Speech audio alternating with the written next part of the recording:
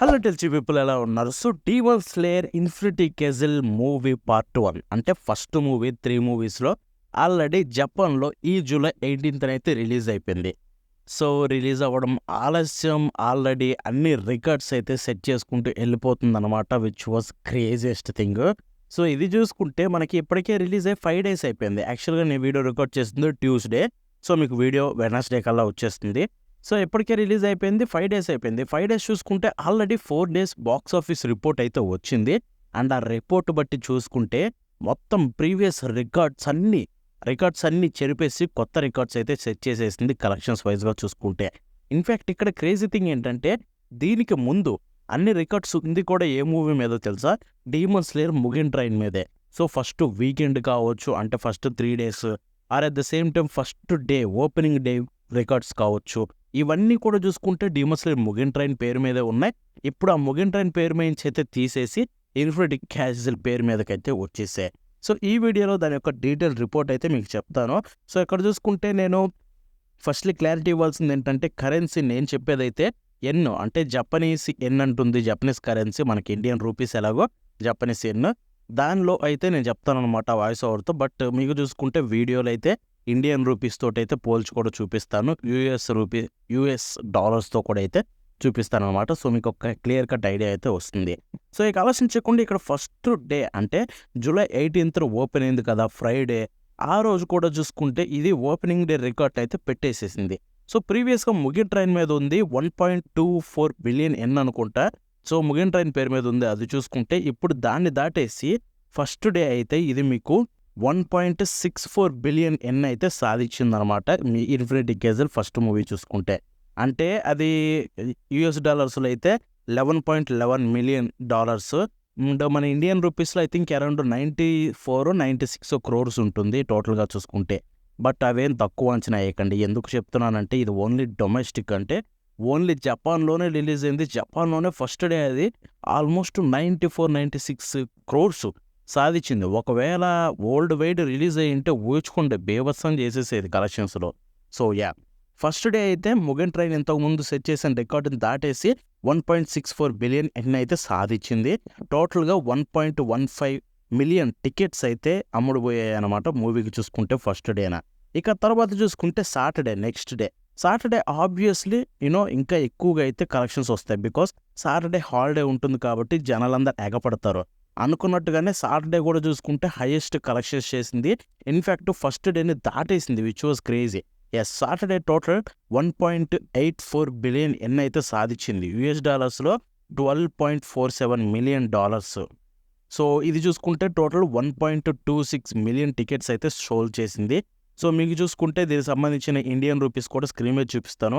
I think 1.84 అంటే around 100 crores కొంచెం ఉండొచ్చు అనుకుంటున్నా. మేబీ స్క్రీన్ మీద చూపిస్తాను, చూసేయండి ఎగ్జాక్ట్గా అయితే. ఇక తర్వాత చూసుకుంటే మీకు ఇన్ఫినిటీ కెజిల్ సండే రిలీజ్, అంటే ఇప్పుడు సాటర్డే తర్వాత సండే థర్డ్ డే హైయెస్ట్ అనమాట. హైయెస్ట్ వచ్చింది సింగిల్ డేలో, హైయెస్ట్ గ్రాసింగ్ కూడా ఇదేనమాట. అది చూసుకుంటే 2.03 బిలియన్ ఎన్ అయితే సాధించింది. 2 బిలియన్ అంటే 200 కోట్లు ఎన్ అయితే సాధించిందనమాట. అంటే ఇది యుఎస్ డాలర్స్లో 13.76 మిలియన్ అయితే సాధించింది. ఇక్కడ ఆబ్వియస్లీ మన ఇండియన్ రూపీస్లో కూడా చూసుకుంటే ఇది సేమ్, మనకు ఐ థింక్ 120 crores అలా ఉండొచ్చు అనుకుంటా, వీళ్ళు చూసేయండి. ఇది చూసుకుంటే టోటల్ 1.42 మిలియన్ టికెట్స్ అయితే సోల్డ్ అయ్యాయి అనమాట. యాక్చువల్గా 3 days 3 రికార్డ్స్, అంటే ఎప్పటివరకు జపాన్ హిస్టరీలోనే బాక్స్ ఆఫీస్లో ఫస్ట్ డే హైయెస్టే, సెకండ్ డే హైయెస్టే, థర్డ్ డే హైయెస్టే, అండ్ 3 రోజులు కలిపి వీకెండ్ అంటే ఫస్ట్ వీకెండ్ కూడా హైయెస్టే. అన్నీ ముగిన్ ట్రైన్ మీద ఉన్నాయి ఇంతకుముందు. ముగిన్ ట్రైన్ దాటేసి ఇదైతే మొత్తం రికార్డులన్నీ అయితే పెట్టేసింది అనమాట. బట్ ముగిన్ ట్రైన్కి దీనికి మీకు పెద్ద డిఫరెన్స్ ఉండదు, మరి హ్యూజ్ డిఫరెన్స్ ఉండదు, కొంచెం మిలియన్స్. ఓవరాల్ ఫస్ట్ వీకెండ్ చూసుకుంటే 900 మిలియన్ ఎన్ అయితే డిఫరెన్స్ అయితే ఉందన్నమాట. సో ఇక తర్వాత చూసుకుంటే మండేది కూడా అయితే ఇక్కడ రిలీజ్ అయింది. యాక్చువల్గా జపాన్లో మండే పబ్లిక్ హాలిడే అనమాట. సో ఈ మండే చూసుకుంటే సో దానివల్లే వన్స్ అగైన్ ఇది చూసుకుంటే ఫస్ట్ డేని దాటేసింది మళ్ళీ, విచ్ వాజ్ క్రేజియస్ట్ థింగ్. ఎంత పబ్లిక్ హాలిడే అయినా నేను ఇది ఎక్స్పెక్ట్ చేయలేదు. ఫస్ట్ డే అయినా ఫ్రైడేని దాటేసింది మండే పబ్లిక్ హాలిడే అని చెప్పి. ఇక్కడ చూసుకుంటే 1.79 బిలియన్ ఎన్ అయితే సాధించింది. యుఎస్ డాలర్స్లో 12.13 మిలియన్ అనమాట. మన ఇండియన్ది చూపిస్తాను. టోటల్ 1.32 మిలియన్ టికెట్స్ అయితే సోల్డ్ అయిందనమాట 4th డేలో చూసుకుంటే. ఇలా ఫోర్త్ డే కూడా క్రేజీ రికార్డ్ని అయితే సెట్ చేసింది. పబ్లిక్ హాలిడే మంచి కలిసి వచ్చిందని చెప్పుకోవచ్చు మూవీకి. నేనైతే ఎక్స్పెక్ట్ చేయలేదు. బట్ ఇది చూసిన తర్వాత నాకు అర్థమైంది ఏంటంటే, ఎంత పబ్లిక్ హాలిడే అయినా అది పక్కన పెడితే డెఫినెట్లీ స్ట్రాంగ్ హోల్డ్ అయితే ఉంటుంది వీక్ డేస్లో కూడా. బికాస్ జనాలు చాలా ఈగర్గా చూస్తున్నారు జపాన్లో. అందుకే మండే కూడా వెళ్ళిపోయి అంత గట్టిగా చూశారు. సో ఆబ్వియస్లీ హోల్డ్ అయితే చాలా గట్టిగా ఉంటుంది. కలెక్షన్స్ ఇలాగే పెరుగుతూ ఉండొచ్చు. సో ఇలా ఓవరాల్గా అంటే మీకు మొత్తం చూసుకుంటే 4 డే రిపోర్ట్ అయితే టోటల్ 7.31 బిలియన్ ఎన్ అయితే సాధించింది. అంటే జపనీస్లో 731 కోట్లు అయితే సాధించింది జపనీస్ ఎన్లో ఈ 4 డేస్లో చూసుకుంటే. అండ్ యూఎస్ డాలర్స్లో చూసుకుంటే 49.55 మిలియన్ యూఎస్ డాలర్స్ అయితే సాధించిందని చెప్పుకోవచ్చు. ఓవరాల్గా చూసుకుంటే టోటల్గా 5.16 మిలియన్ టికెట్స్ అయితే సోల్డ్ అయ్యాయి. సో గట్టిగానే అయిందని చెప్పాలి. ఎందుకంటే ఈ ఇయర్లో కూడా చూసుకుంటే ఇది so far second highest. Only 4 డేస్లో సెకండ్ ప్లేస్కి వెళ్ళిపోయింది కలెక్షన్స్లో జపాన్ ఫిలిమ్స్ అన్నిట్లో. సో ఫస్ట్ ప్లేస్లో ఏది ఉందంటే ఈ 2025లో రిలీజ్ అయిన detective Conan one eyed flashback movie అనమాట. అది జపాన్లో టోటల్ బాక్స్ ఆఫీస్ చూసుకుంటే 14.47 బిలియన్ ఎన్ అయితే సాధించింది. సో ఇక్కడ చూసుకుంటే already demon Slayer Infinity castle only 4 డేస్లో దీనికి హాఫ్ చేసేసింది. ఏది 7.31 బిలియన్ ఎన్. బాబోయ్ మెంట్లెక్కిపోయింది నాకైతే. నేను ఏం చూస్తున్నాను రా బాబు అనుకున్న కలెక్షన్స్ చూసి. బట్ ఇదైతే మంచి నెంబర్స్ అయితే పెడుతుందన్నమాట. సో దాంట్లో డెఫినెట్లీ చాలా హెల్ప్ అవుతుంది నెక్స్ట్ పార్ట్స్కి చూసుకుంటే. సో ఇక్కడైతే ఒకవేళ ఇప్పుడు 7.31 బిలియన్ ఎన్ అన్నావు కదా బ్రో, అది మన ఇండియన్ కరెన్సీలో ఎంత అంటే మాత్రం ఇది చెప్తాను. సో ఓవరాల్గా demon Slayer Infinity castle movie first 4 days collect చేసింది ఏంటంటే మన ఇండియన్ రూపీస్లో చెప్తే 430 కోట్లు అయితే 4 డేస్లో కలెక్ట్ చేసింది. గుర్తుపెట్టుకోండి, ఓన్లీ జపాన్ డొమెస్టిక్ మాత్రమే. సో ఇది ఒకవేళ వరల్డ్ వైడ్ రిలీజ్ అయ్యి ఉంటే చెప్తున్నాను, వరల్డ్ వైడ్ కనుక ఫస్ట్ డే రిలీజ్ అయ్యి ఉంటే ఈజీలీ 1000 crores అయిపోయేది ఈ పాటికి. బట్ లిటరల్లీ వాళ్ళంతటా వాళ్ళే రూయిన్ చేసుకున్నారు ప్రొడక్షన్ వాళ్ళు చూసుకుంటే. బికాస్ ఈ ఇన్ఫినిటీ క్యాజిల్కి ఉన్న హైప్కి వరల్డ్ వైడ్ ఫస్ట్ డే వస్తే వచ్చే కలెక్షన్స్ ఈజ్ అన్ఇమాజినబుల్ అనమాట.